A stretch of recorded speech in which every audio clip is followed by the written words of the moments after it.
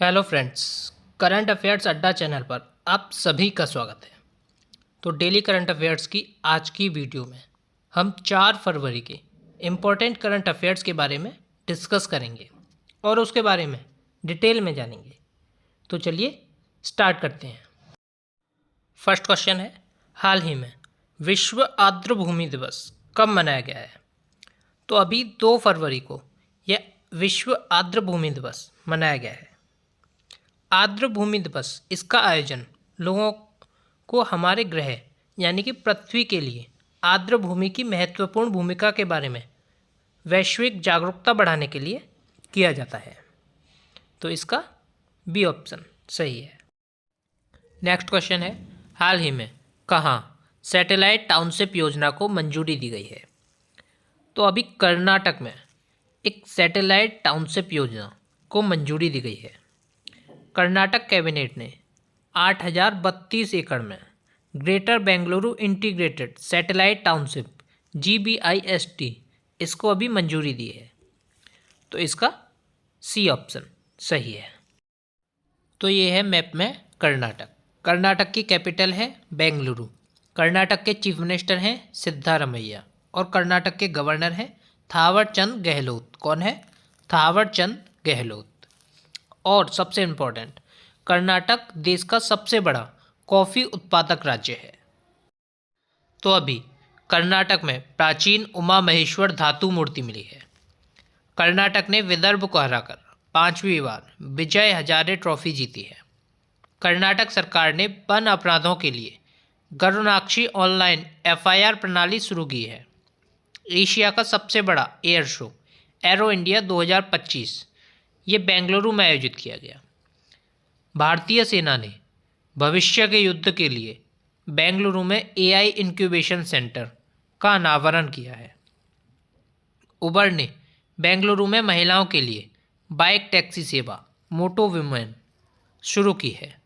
कर्नाटक के राज्यपाल ने युवा शुद्धि अभियान शुरू किया है।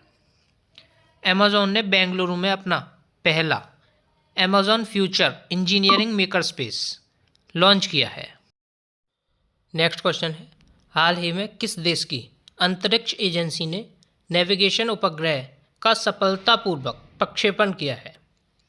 तो अभी जापान की जो स्पेस एजेंसी है JAXA इसने अभी नेविगेशन उपग्रह का सफलतापूर्वक प्रक्षेपण किया है। यह उपग्रह मुख्य रॉकेट H3 के माध्यम से लॉन्च किया गया है और इस उपग्रह को प्रक्षेपित करने का उद्देश्य एजेंसी की लोकेशन पोजिशनिंग प्रणाली को सटीक बनाना है। तो इसका सी ऑप्शन सही है। तो ये है मैप में जापान। जापान की कैपिटल है टोक्यो। जापान की करेंसी है येन और जापान के प्रेसिडेंट है शिगेरू इशिबा। और जापान में भारत की वर्तमान राजदूत हैं सिबी जॉर्ज। तो अभी विश्व की सबसे वृद्ध महिला टोमिको इटुका, इनका निधन 116 वर्ष की आयु में हुआ है। जापान ने भारतीय स्टार्टअप्स के साथ मिलकर अंतरिक्ष मलबे से निपटने के लिए लेजर से लैस उपग्रहों का अध्ययन करने का फैसला किया है।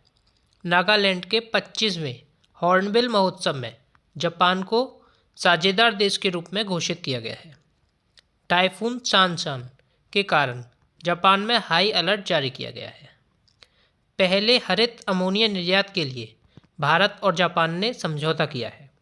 भारत और जापान के बीच 2+2 बैठक नई दिल्ली में आयोजित होगी।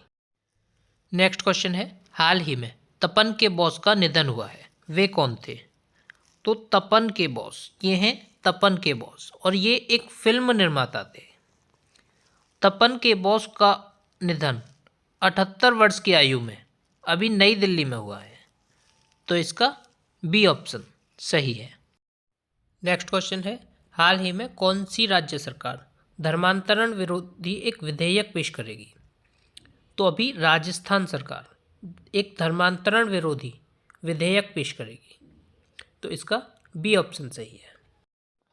तो अभी ओम बिड़ला ने राजस्थान के कोटा में सुपोषित माँ अभियान इसके तीसरे चरण का शुभारंभ किया है। चीफ मिनिस्टर भजनलाल शर्मा ने 10 दिसंबर को प्रवासी राजस्थानी दिवस मनाने की घोषणा की है? वित्त मंत्री निर्मला सीतारमण ने उदयपुर में जीएसटी भवन इसका उद्घाटन किया है। रक्षा मंत्री राजनाथ सिंह ने जयपुर में सैनिक स्कूल का उद्घाटन किया है। साल 2025 में IIFA अवार्ड्स का आयोजन जयपुर में किया गया है। भारत का तीसरा स्वदेशी प्रेशराइज्ड हैवी वाटर रिएक्टर यह राजस्थान में एक्टिवेट हो गया है।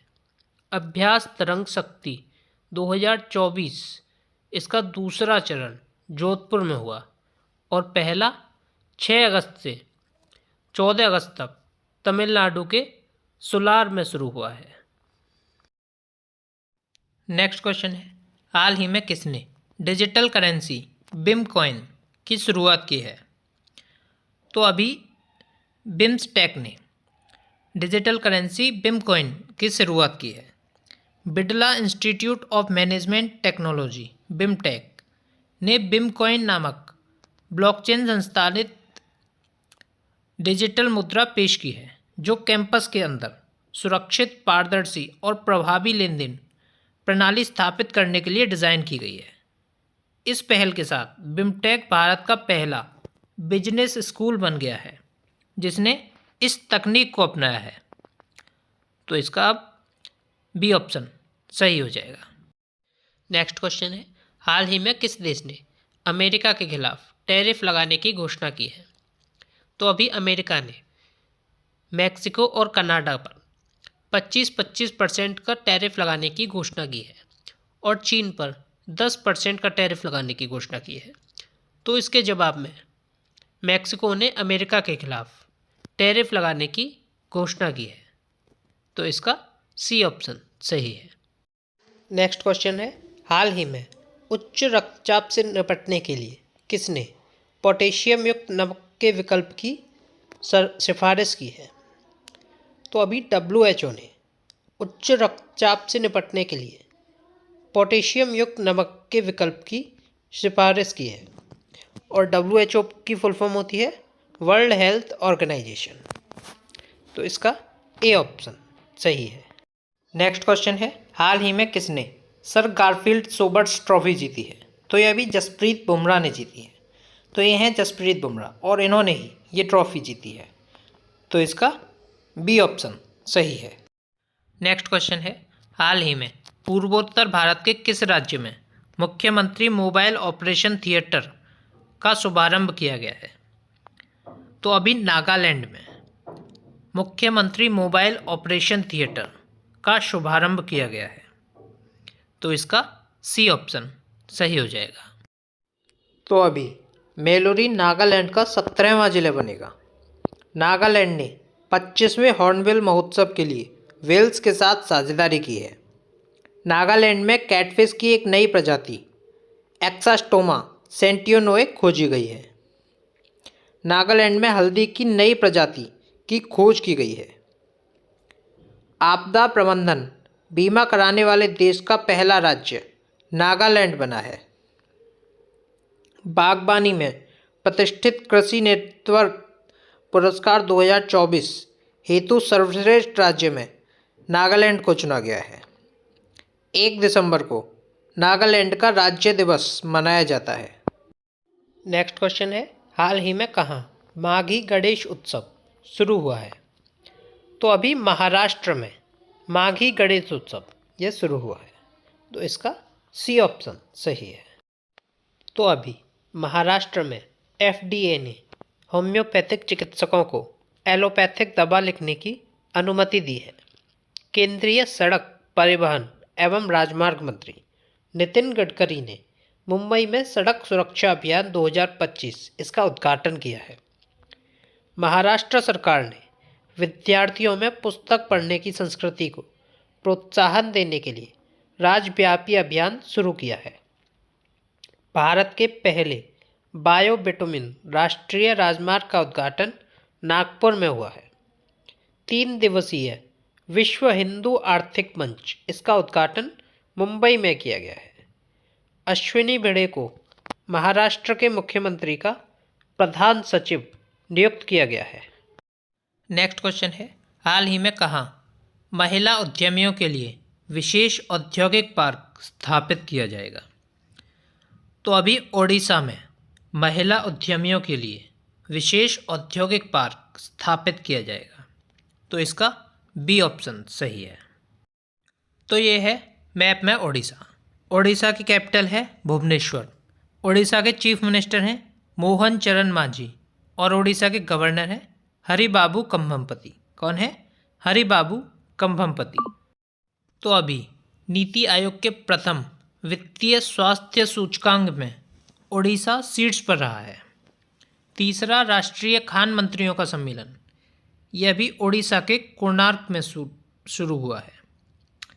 प्रवासी भारतीय दिवस समारोह का 18वां संस्करण ये भुवनेश्वर में आयोजित किया गया। प्रख्यात ओडिया कवि प्रतिभा सतपथी को गंगाधर राष्ट्रीय पुरस्कार मिला है। ओडिशा मास्टर्स 2024 बैडमिंटन टूर्नामेंट ये अभी कटक में शुरू हुआ है। टाटा स्टील ने ओडिशा के कलिंग नगर में देश का सबसे बड़ा ब्लास्ट फर्नेस चालू किया है।